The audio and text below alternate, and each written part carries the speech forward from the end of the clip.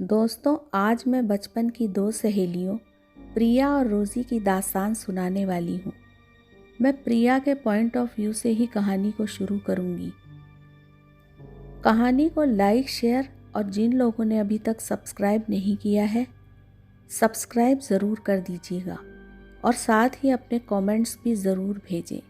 तो आइए अब कहानी की तरफ चलते हैं। मैं और मेरी सहेली रोज़ी काफ़ी अरसे बाद मिले थे। करीब 1.5 साल पहले मेरी शादी में रोज़ी अपने हस्बैंड के साथ आई थी। उसके बाद उसने इतने वक्त बाद यहाँ आने का प्लान बनाया था और हम लोग अब आपस में मिल रहे थे। उससे मिलकर मुझे बहुत अच्छा लगा। वैसे भी दोस्तों से एक लंबे अरसे बाद मिलो तो पुरानी यादें ताज़ा हो जाती हैं। रोज़ी का हस्बैंड विक्की भी मस्त मौला स्वभाव का था। 2-4 दिन हम लोगों ने खूब मस्ती की और घूमे फिरे। एक दिन हम चारों ने प्रोग्राम बनाया, कहीं घूमने चलते हैं, पर कहाँ चलें ये डिसाइड नहीं हो पा रहा था। तभी मेरे हस्बैंड सौरभ ने मुझसे कहा, यार प्रिया, ऐसा करते हैं कहीं बाहर चलते हैं। बाहर घूमने का अपना एक अलग ही मज़ा होता है। सबको सौरभ का आइडिया पसंद आया। तब हम सभी ने बहुत देर तक सोच विचार करके इजिप्ट जाने का प्रोग्राम बना लिया। इजिप्ट एक सुंदर देश है। अब हम लोगों ने डिसाइड किया कि अगले महीने हम लोग चलेंगे। विक्की ने कहा वो एक टूर पैकेज का अरेंजमेंट करवा देगा। वैसे भी विक्की एक बड़ी टूर एंड ट्रैवल कंपनी में अच्छी पोस्ट पर था। अब हम लोगों का काम आसान था, पर चारों को अपने अपने ऑफिस से छुट्टी के लिए अप्लाई करना था। कुछ समय बाद हमारी छुट्टी सैंक्शन हो गई और हम टूर पैकेज के लिए तैयार थे। टूर पैकेज का तो इंतज़ाम हो चुका था, अब तो बस पैकिंग ही रह गई थी। हमें बहुत एक्साइटमेंट हो रहा था और मुझे तो लग रहा था इतने दिनों बाद मैं अपनी सहेली रोज़ी के साथ घूमने जा रही हूँ। ऐसे ही तैयारी में कई दिन निकल गए और आखिरकार हमारे जाने का दिन भी करीब आ गया। पूरी तैयारी के साथ हम लोग एयरपोर्ट पहुंच गए। कई घंटों के सफ़र के बाद अब हम लोग अपने डेस्टिनेशन यानी होटल पहुंच गए थे। विक्की जानता था कि रोज़ी और मुझे किस तरह के होटल पसंद थे। उसने बहुत ही खूबसूरत लोकेशन और हमारे टेस्ट के मुताबिक एक हेरिटेज होटल बुक करा दिया था। सचमुच बहुत ही खूबसूरत होटल था। एक पुरानी थीम पर बना ये होटल किसी पुराने महल से कम नहीं था। रोज़ी और मैं बहुत उत्साहित थे। अब इतने घंटों के सफ़र में हम लोग काफ़ी थक चुके थे और हमें आराम की भी ज़रूरत थी, तो हम लोग अपने अपने रूम में आ गए और आराम करने लगे। अब अगले दिन हमें घूमने जाना था। उस पुराने शहर में कई खूबसूरत लोकेशन पर हम लोग घूमते फिरते रहे। इसी तरह 3 दिन घूमते फिरते निकल गए। हम सभी काफ़ी खुश थे, पर चौथे दिन मैंने महसूस किया कि रोज़ी कुछ चुप चुप सी थी। हमेशा चहकने वाली रोज़ी अचानक क्यों इस तरह खामोश हो गई, ये समझ में नहीं आया। मैंने उससे कई बार पूछने की कोशिश की, पर रोज़ी ने कोई ख़ास जवाब नहीं दिया।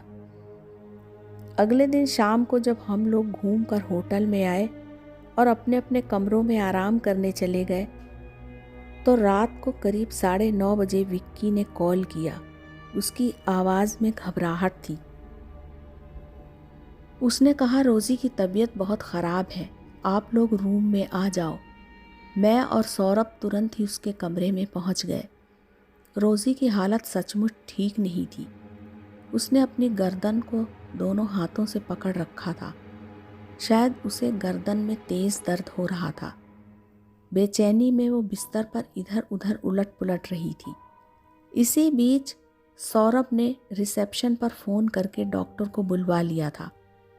डॉक्टर आया और उसने रोज़ी का मुआयना किया। रोज़ी के गले पर लाल लाल निशान थे और वो निशान उंगलियों के लग रहे थे। डॉक्टर को भी कुछ अजीब सा लगा, पर उसने और हम सभी लोगों ने सोचा शायद लगातार गर्दन पर हाथ रखने से रोज़ी की उंगलियों के निशान होंगे। अब डॉक्टर की दवा लेने के बाद रोज़ी को गहरी नींद आ गई और वो सो गई। अगले दिन सौरभ और मैं रोज़ी के कमरे में गए और अभी तक वो गहरी नींद में थी। उसके गले के निशान गहराते जा रहे थे और अब उनका रंग काला पड़ चुका था। अभी भी रोज़ी की तबीयत ठीक नहीं थी। मैं उसके साथ कमरे में कुर्सी पर बैठी रही। सौरभ और विक्की रिसेप्शन पर गए हुए थे। मैं रोज़ी के कमरे में चारों तरफ देखने लगी। बहुत बड़ा सा कमरा था और काफ़ी सजा हुआ था। हर तरफ तस्वीरें और पुराने सामान थे। तभी मेरा ध्यान सामने शीशे की एक अलमारी पर गया। अलमारी क्या, ये एक दीवार पर जड़ा हुआ शीशे का शोकेस था, जिसके अंदर सुंदर नक्काशीदार रंगीन पत्थरों से जड़ा एक बहुत बड़ा सा हार सजा हुआ था। साथ ही कुछ और गहने भी रखे हुए थे। उस हार की सुंदरता को देखकर लग रहा था जैसे वो किसी इजिप्शियन रानी का हार हो। मैं देखती ही रह गई। इसी बीच रोज़ी के कराहने की आवाज़ से मैंने उसकी तरफ देखा। शायद उसे कुछ कुछ होश आ चुका था। तब तक सौरभ और विक्की भी आ गए। ऐसे ही आज का दिन भी निकल गया। हम लोगों ने रात का खाना रूम में मंगवा लिया था, पर हम सभी उदास थे। रात को डॉक्टर को भी बुलवाया। उसने रोज़ी को देखा। रोज़ी को अभी भी ठीक से होश नहीं था। डॉक्टर ने कहा कि इन्हें अब हॉस्पिटल में एडमिट कराना होगा, तभी इनकी हालत में सुधार होगा। हम लोगों ने कहा ठीक है। तकरीबन 1 घंटे के बाद ही हॉस्पिटल से एम्बुलेंस आ गई और उसमें रोज़ी और विक्की दोनों चले गए। जाते जाते विक्की ने कहा कि तुम लोग सुबह हॉस्पिटल आ जाना। अब हम अपने कमरे में आ गए। हमें बिल्कुल भी अच्छा नहीं लग रहा था और टाइम तो काटे ही नहीं कट रहा था। फिर कुछ देर कमरे में बिताने के बाद हम लोगों ने एक डिसीजन लिया। हमारा डिसीजन था कि अब इस होटल को छोड़ दिया जाए। मुझे वैसे भी यहाँ अजीब सी बेचैनी महसूस हो रही थी। अब हमने तुरंत दूसरा होटल बुक किया और विक्की को भी कॉल करके बता दिया कि हम होटल छोड़ रहे हैं। दूसरे होटल में सभी का सामान शिफ्ट कर रहे हैं। अब हमने रातों रात वो पुराना होटल छोड़ दिया। अगले दिन हम हॉस्पिटल गए। रोज़ी की हालत अभी भी नाजुक थी। 2 दिन बाद उसकी हालत कुछ कुछ सुधरने लगी और लगभग चौथे दिन ही हमें छुट्टी मिल गई। अब इतना था कि वो चलने फिरने लायक हो गई थी, लेकिन फिर भी वो खामोश थी। अगले दिन रात को हमारी फ्लाइट थी। अब हमें वापस अपने देश जाना था। कई घंटों के सफ़र के बाद हम वापस अपने देश आ चुके थे, पर ये हमारी ज़िंदगी का बैड एक्सपीरियंस था। सभी अपने अपने घर चले गए और इसी बीच तकरीबन 3 महीने गुजर गए। मैं रोज़ी से मिलना चाहती थी, उससे बात करना चाहती थी, पर बात नहीं हो पाई। हाँ, विक्की ने ज़रूर 2-3 बार कॉल किया था और उसने मुझे तभी बताया था कि रोज़ी किसी मेंटल प्रॉब्लम से जूझ रही है और उसकी हालत अभी भी पूरे तौर पर ठीक नहीं है और उसका इलाज जारी है।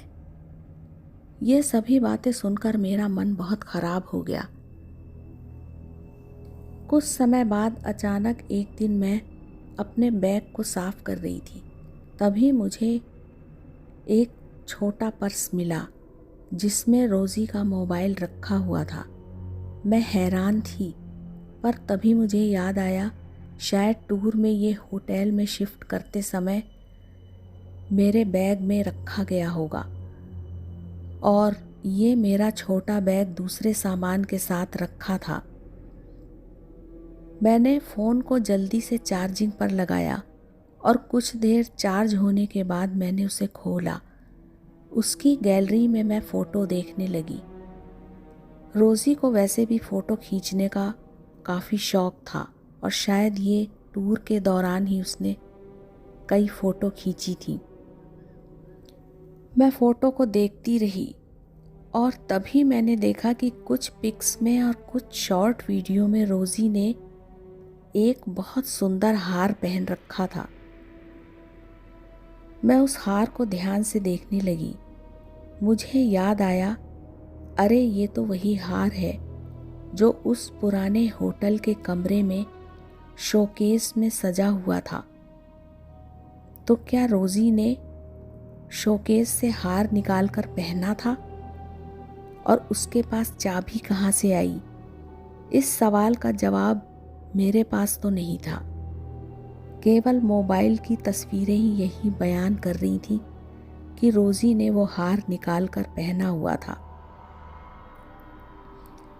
मैं सवालों के घेरे में अटकी रही और बार बार सोचती रही कि वो हार किसका रहा होगा